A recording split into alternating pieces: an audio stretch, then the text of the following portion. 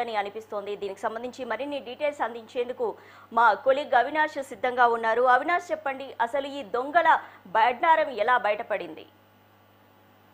Right Sushma, ఇక్కడ మనం చూసుకుంటే ఏపీలో కేవలం ఒక ప్రోటోకాల్ ఆఫీసర్గా ఉన్నటువంటి వ్యక్తి లేదా ప్రోటోకాల్ డైరెక్టర్గా ఉన్నటువంటి వ్యక్తి కేవలం ఇంటర్మీడియట్ చదివినటువంటి చదువుతో అసలు ఆ పొజిషన్కి ఎలా వచ్చాడు అనేటువంటి ప్రశ్న దగ్గర నుంచి మనం ఈ అంశాన్ని మొదలు పెట్టాలేమో.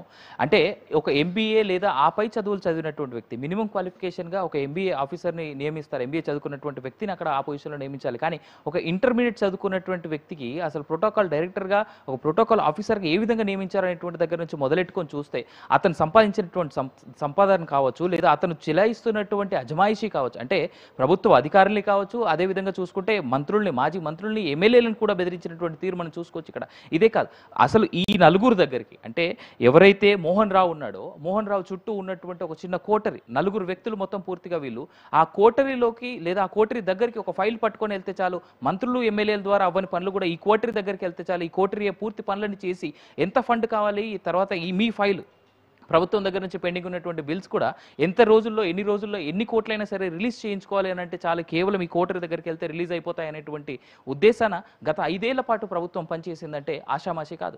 అండ్ ఇంకొక మాట చెప్పుకోవాలనంటే, పోనీ గత ప్రభుత్వంలోనే వీరు ఉన్నారా అంటే కాదు, ప్రస్తుతం వచ్చినటువంటి ప్రభుత్వం ఏదైతే ఈ కూటమి ప్రభుత్వం ఏర్పడిన తర్వాత కూడా గత 6 నెలలుగా లేదా గత సంవత్సరంగా వీళ్ళు ఇంకా వాళ్ళ ఆ పొజిషన్లోనే కొనసాగుతూ ఉంటే ప్రస్తుత ప్రభుత్వం ఏం చేస్తుంది అనేటువంటి ప్రశ్న కూడా ఉంది. అయితే ఇక్కడ వీళ్ళకి సంబంధించినటువంటి ఇంకొక అంశాన్ని మనం చూసుకోవాలి.